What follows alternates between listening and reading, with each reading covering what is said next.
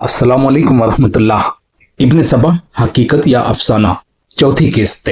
इब्न सबा की जो दास्तानें बयान करने वाला है वो है सहब बिन उमर, और सहब बिन उमर से इमाम तबरी ने बयान किया है, और सहब बिन उमर की कुछ झूठी गढ़ी हुई कहानियां बाकी लोगों ने भी बयान किया है। बाकी तारीख दानों ने, कुछ ने सनद बदल के बयान कर दिया है, कुछ ने बिना सनद और बिना रिवायत के अपनी जुबान में रखते चले गए। इसी तरह सैफ ने फतवा और जमल नाम की दो किताबें तालिफ की हैं। ये दोनों किताबें खुराफात और अफसानों पर मुश्तमिल हैं। इसके बावजूद इन किताबों के मतलब तारीख इस्लाम की मोतबर तरीन किताबों में कतई और हकीकी इस्नाद के तौर पर नकल किए गए हैं, और आज तक इनसे इस्तेफादा किया जा रहा है ना हैरानी की बात। सैफ बिन उमर की झूठी दास्तानें जो अपनी किताबों में उसने लिखी थी, तारीख इस्लाम की मोतबर किताबों में सही सनद के साथ उन कारनामों को बयान किया जा रहा है। अब सही सनद के बाद भी अफसानवी किस्से सामने आए तो लोग क्या समझेंगे। इसी तरह अब्दुल्ला इब्न सबा की जो अफसानवी दास्तान इसने गढ़कर लोगों में फैलाई है, उसे भी कुछ लोगों ने दूसरी अपनी बनाई हुई सही सनद के साथ पेश कर दिया। हदीस की किताबों में नहीं, तारीख इस्लाम की किताबों में। अब क्या शक रह गया? अफसाना हकीकत बन गया। इस पे कोई शक रह गया है अफसाने को हकीकत बनाने में? सैफ ने इन दो किताबों में रज़मिया शायरों की एक ऐसी जमात जाल की है जिन्होंने एक जुबान होकर आमतौर पर हर कबाइल मुज़र के बारे में और खुसूसन कबीले तमीम के बारे में, और उनसे भी ज्यादा अमर के खानदान जो खुद सैफ का खानदान है, के फजाइल व मनाकिब और अजमतें बयान करने में आसमान और जमीन के कलाबे मिला दिए हैं। सैफ की गढ़ी हुई दास्तानों की फहरिस्त इतनी लंबी है कि इनको मैं पूरा बयान नहीं कर सकता, क्योंकि मेरा मौजू ये है ही नहीं। मेरा मौजू तो ये है कि अब्दुल्ला इब्न सबा एक फर्जी किरदार था, उसके बारे में सैफ ने किस तरह अफसाना गढ़ा। अब हम असली मौजू पर आ जाते हैं। सैफ ने अब्दुल्ला इब्न सबा को चाल करके गढ़ करके उसे सबाई, सनाई और यमनी कहा है। ये साबित करने की कोशिश की है कि अब्दुल्ला इब्न सबा ने इस्लामी ममालिक की तमाम मराकिज जैसे शाम, मिस्र, कोफा और बसरा वगैरह का सफर करके हर जगह पर लोगों को वहां के गवर्नरों के खिलाफ शोरिश और बगावत पर उकसाया, और आखिरकार अपने हामियों और पैरों के हमरा मदीना पहुंचा और खलीफा उस्मान के घर का मुहासरा किया, और इसके बाद उन्हें कत्ल कर डाला।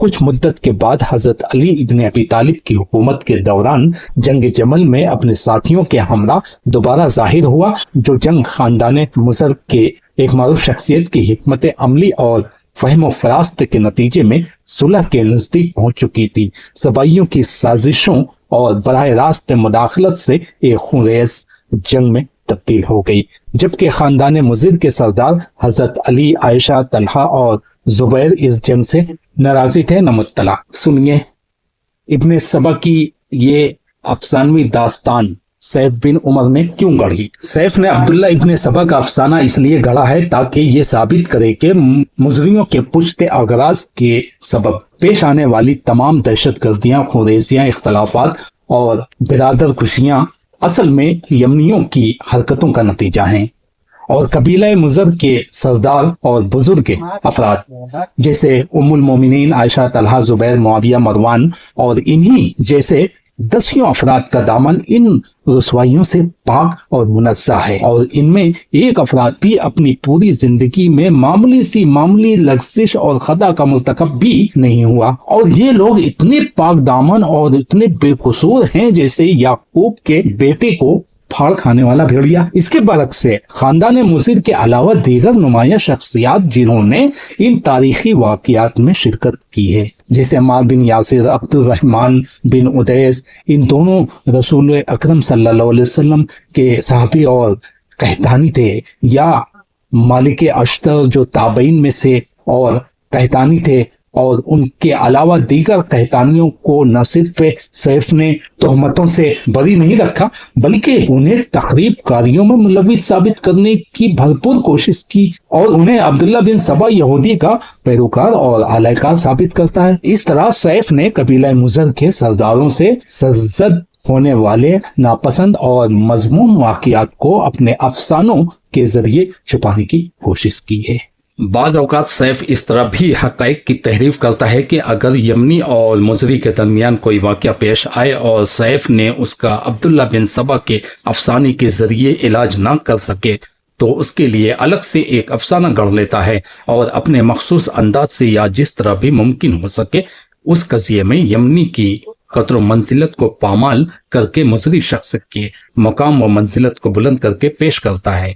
इसका नमूना वक्त के खलीफा उस्मान बिन अफ़्फ़ान के जरिए अबू मूसा अशरी यमानी को माजूल करने का वाक़या में मुशाहिदा किया जा सकता है। सैफ ने इस दास्तान में हत्तुल इम्कान ये कोशिश की है कि अबू मूसा अशरी के मकाम व मंजिलत को घटाकर पेश करे और उसके साबका खिदमात से चश्म पोशी करे और उसके मुकाबले में मुजरी खलीफा की मंजिलत को बढ़ा चढ़ाकर पेश करे और उसका दिफा करे।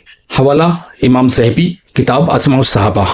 दूसरी, तीसरी, चौथी किस्त में जो भी दलाइल मैंने पेश किया है उनके हवाले मैं गिना देता हूँ। बगवी वफात 317 हिजरी, किताब मुअज्जमुल सहाबा। इब्ने काना वफात 351 हिजरी, किताब मुअज्जमुस सहाबा। अबू अली इब्नुल सकन वफात 353 हिजरी, किताब हरूफुस सहाबा। इब्न शाहीन इब्न मंदा, अबू नईम, अब्दुल बर, अब्दुर्रहमान बिन मंदा, इब्न फतहून, अबू मूसा इब्न असीर, अज़्ज़हबी, इब्न हजर, अबू ज़करिया, अबू शेख, हमजा बिन यूसुफ, अबू नईम, अबू बकर खतीब बगदादी, इब्न असाकर, इब्न बदरान दारकुतनी, अबू बकर खतीब, इब्न माकूला, इब्न हज़म, समानी, मुक़द्दसी, इब्न असीर। ये बहुत बड़ी तफसील है और इन किताबों में ये पूरी डिटेल आपको मिल जाएगी जो शुरू से अभी तक मैंने बयान किया है और आगे जो बयान करने वाला हूँ उनके हवाले अलग से दूंगा।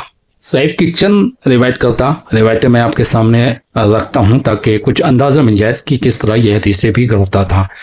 इब्न हजर ने काका बिन अम्र की ज़िंदगी के हालात को सैफ से नकल करते हुए बयान किया है कि काका ने कहा, मैंने रसूलुल्लाह सल्लल्लाहु अलैहि वसल्लम की वफ़ात के वक्त वहाँ पर हाजिर था। जब हमने ज़ोहर की नमाज पढ़ी तो एक शख्स ने मस्जिद में दाखिल होकर कहा, अंसार मुत्तफ़क़ा तौर पर साद बिन उबादा को जानशीनी और खिलाफत के ओहदे पर मुंतखब करना चाहते हैं और इसके बारे में नबी सल्लल्लाहु अलैहि वसल्लम के साथ किए गए अहद पैमान को तोड़ना चाहते हैं। मुहाजिरीन इस खबर को सुनने के बाद वहशत में पड़ गए। असाबा जिल्द 2 सफ़ा 240, अज्जरा व तादील राजी और जिल्द 3 में ये सफ़ा मिल जाएगा, हिस्सा 2 सफ़ा 136। दूसरी रिवायत तबरी ने 11 हिजरी में सैफ से नकल किया है कि रावी ने सईद बिन जैद से पूछा, क्या तुम रसूलुल्लाह सल्लल्लाहु अलैहि वसल्लम की वफात के वक्त हाजिर थे? उसने कहा हाँ। पूछा, अबू बकर की बैत किस दिन की गई?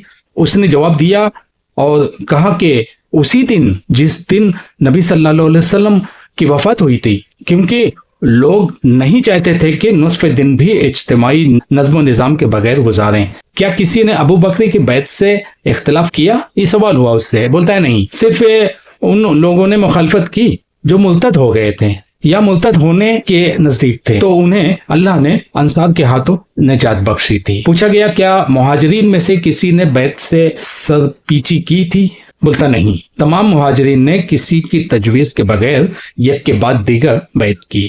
तीसरी रवायत तबरी ने भी साद बिन उबादा के लिए बैत लेने की अंसार की कोशिश और उनकी अबू बकर से मुखालफत के बारे में यूं रिवायत की है। सैफ ने अपने माखज से सहल और अबी उस्मान से और उसने ज़िहाक बिन खलीफा से रिवायत की है कि उसने कहा, जब हुबाब बिन मंजर ने खड़े होकर तलवार हाथ में ली और मैं उस लकड़ी की मानिंद हूँ जिसे ऊंटों के सोने की जगह पर रखा जाता है ताकि खुजली आने पर वो अपने बदन को उसके साथ रगड़ लें। ये इस बात की तरफ इशारा और किनाया है कि मुश्किल के वक्त मेरी राय की तरफ पनाह लें और मैं इस कवी दरख्त की मानिंद हूँ कि मुश्किलात में मेरे साए में पनाह लेते हैं और हवादिस के तूफान मुझे कुछ नुकसान नहीं पहुँचाते। कछार में शेर के बच्चों के बाप के मानिंद हूँ।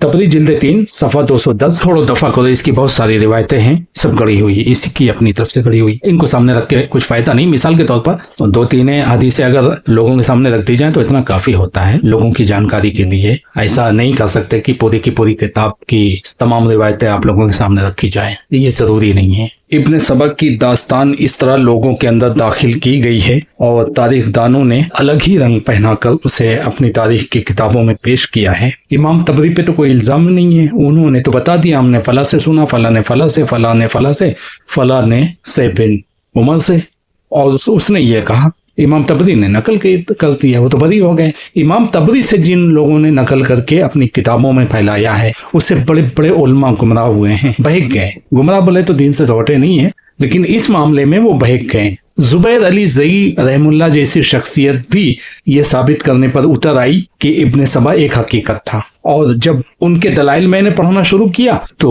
मेरे सामने वही निकलते चले आ रहे हैं जिन्होंने अपनी तारीख में इब्न सबा की दास्तानें पेश की हैं, या तो बिना रिवायत पेश करती अपनी जुबान में, और अगर रिवायतन पेश किया है, रिवायत को बयान नहीं किया कहां से लिया, और अगर बयान किया है तो तबरी से बयान कर दिया, या उस रिवायत से बयान किया है जिसमें सैफ बिन उमर की गढ़ी हुई दास्तान बयान हुई है। दूसरा कोई अफसाना निगार मुझे मिलता नहीं है अब्दुल्ला इब्न सबा की दास्तान गढ़ने वाला और उस किस्से को आगे बढ़ाने वाला सैफ बिन उमर के अलावा मुझे कोई नजर नहीं आता है। यानी जड़ वही है, या तो जिन तारीखदानों ने ये अफसाना आगे बढ़ाया है उन्होंने सैफ को हजम कर दिया कि उन्होंने सैफ से लिया है, सनद बयान की जिन्होंने उन्होंने सनद से सैफ को निकाल दिया, उलमाए जिरह व तादील ने सैफ के बारे में जो हुक्म लगाया उसको नजरअंदाज कर दिया और आज तक नजरअंदाज करते चले आ रहे हैं। जुबैर अली ज़ई रहमुल्लाह जैसे लोगों ने भी नजरअंदाज किया है। मुझे मालूम है कि इस तरह जो गुट्टी में पिलाया गया है अब्दुल्ला इब्न सबा का अफसाना, इसे निकाल पाना तो नामुमकिन है। थोड़ी बहुत कोशिश से शायद कोई समझ जाए, वरना ये अफसाना जल्दी से उनके जहनों से निकलने वाला नहीं है, हरगिज़ नहीं। तमाम किस्तों का इख्तिताम मैं यहीं पे करता हूँ और इस अफसाने को ख़त्म करता हूँ, इस किस्से को ही ख़त्म कर देता हूँ। आज के बाद इस पर कोई बात नहीं होगी।